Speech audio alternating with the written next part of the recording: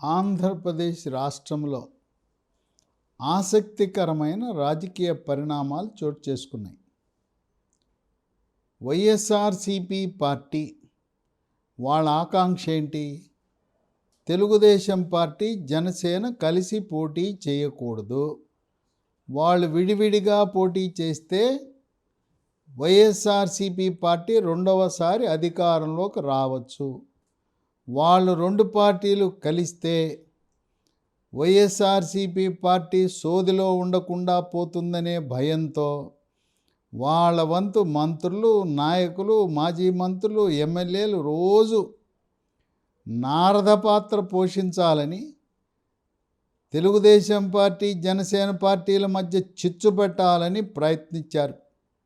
నాయకులే కాదు, కొన్ని వైఎస్ఆర్సీపీ పార్టీకి అనుబంధంగా ఉండే పత్రికలు, ఎలక్ట్రానిక్ మీడియా, టీవీ ఛానళ్ళు, సోషల్ మీడియా ఛానల్స్ కూడా వాళ్ళ వంతు కృషి చేస్తున్నాయి. ఇప్పటికి కూడా ఆ రెండింటినీ వేరు చెయ్యాలి అని చెప్పి వాళ్ళ కృషి వాళ్ళు చేస్తూ ఉండగా 7 తెలుగుదేశం పార్టీ ప్రతినిధులు, 7 జనసేన పార్టీ ప్రతినిధులు వాళ్ళు కలిసి సమావేశమై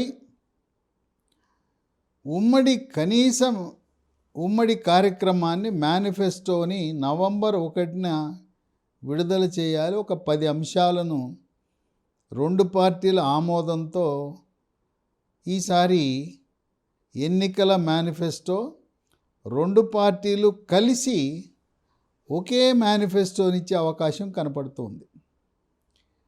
ఇక ఈ ప్రక్రియలో పవర్ స్టార్ పవన్ కళ్యాణ్ నానా మాటలు అన్నారు. వ్యక్తిగత దూషణలు, ఆయన పెళ్ళిళ్ళ గురించి, ఆయన వ్యక్తిగత జీవితాన్ని గురించి పావలా స్టార్ అన్నారు. ఈయన పవర్ స్టార్ కాదు, పావలా స్టార్ అన్నారు. ఈయన పవర్ స్టార్ కాదు, ప్యాకేజ్ స్టార్ అన్నారు. అమ్ముడు పోయాడు అన్నారు. కాపుల ఆత్మాభిమానాన్ని చంద్రబాబు నాయుడు కాళ్ళ దగ్గర తాకట్టు పెట్టారన్నారు. ఎన్నన్నా కూడా వాళ్ళు ఒక స్థిర నిర్ణయంతో, కృత నిశ్చయంతో ఒకే మాట, ఒకే నినాదం, ఒకే విధానం.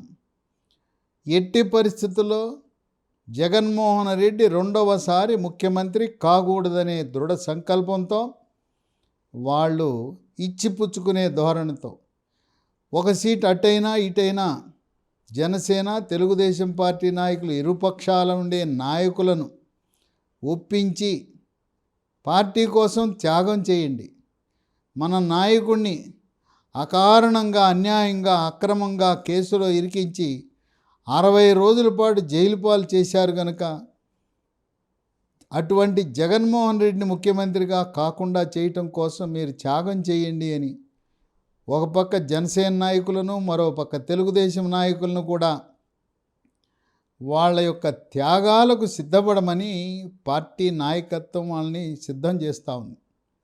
నాయకులు కూడా సరే, పార్టీ ప్రయోజనాల దృష్ట్యా మనం ఈసారి ఈ నియోజకవర్గం నుంచి పోటీ చేయకపోయినా పర్వాలేదు, జగన్మోహన్ రెడ్డి మళ్ళీ రెండవసారి ముఖ్యమంత్రి కాకూడదనే లక్ష్యంతో ఏకీభవిస్తూ వాళ్ళు కూడా సహకరించే పరిస్థితి ఉంది.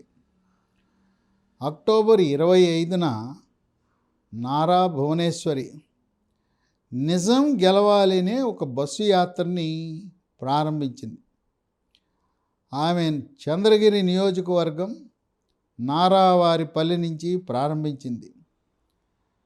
ఈ నిజం గెలవాలి యాత్ర ప్రారంభానికి ముందు వాళ్ళ గ్రామంలో ఉండే గ్రామ దేవతలు దొడ్డి గంగమ్మ, నాగాలమ్మ దేవతలకు పూజ చేసి, అత్తామామలు ఖర్జూర నాయుడు, అమ్మన్నమ్మ సమాధుల వద్ద వారిని ఆరాధించి, తదుపరి బస్సు యాత్ర ప్రారంభించకముందు నారా భువనేశ్వరి తన తండ్రి అన్న ఎన్టీఆర్ యొక్క విగ్రహానికి పూలమాలలు వేసి చంద్రగిరి నియోజకవర్గంలో 25వ తారీఖు కార్యక్రమాన్ని ప్రారంభించడం జరిగింది.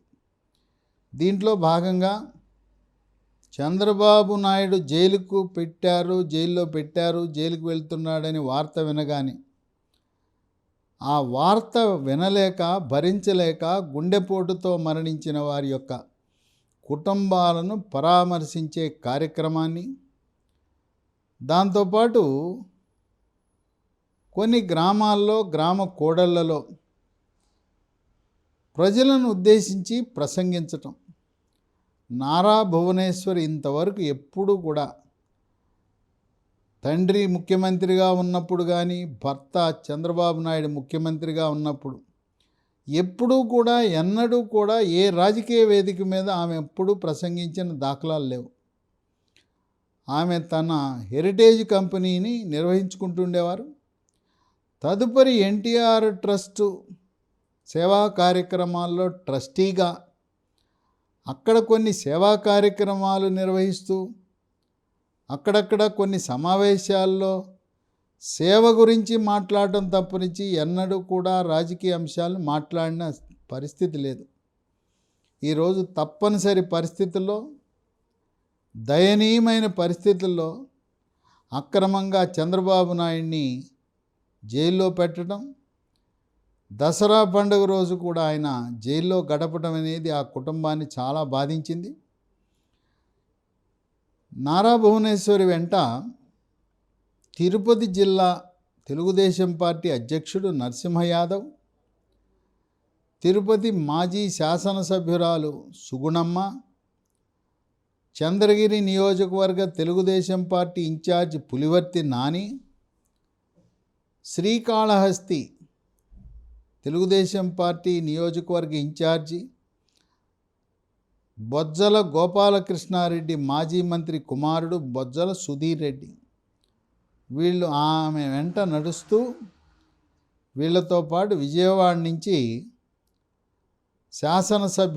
శాసన మండలి సభ్యురాలు, గతంలో విజయవాడ మేయర్గా పనిచేసి, అలాగే ఆంధ్రప్రదేశ్ మహిళా ఆర్థిక సంక్షేమ చైర్మన్గా పనిచేసిన పంచుమతి అనురాధ కూడా భువనేశ్వరి వెంట నిజం గెలవాలి అనే బస్సు యాత్రలో పాల్గొంటున్నారు.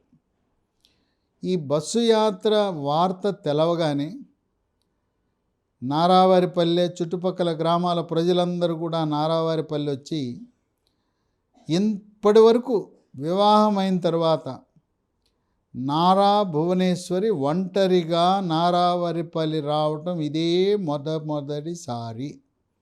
ఎప్పుడు కూడా ఏ పండుగకు వచ్చినా, ఎప్పుడొచ్చినా భర్త చంద్రబాబు నాయుడుతో ముఖ్యమంత్రి హోదాలో కానీ, ప్రతిపక్ష నాయకుడు హోదాలో కానీ ఆ విధంగా దంపతులు వచ్చేవారు.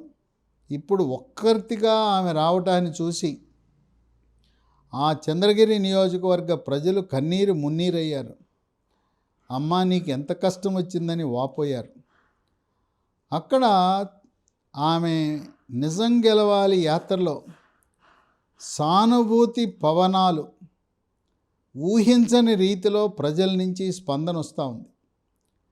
పార్టీలకు అతీతంగా చంద్రబాబు నాయుడు యొక్క అరెస్ట్ని ఖండిస్తున్నారు.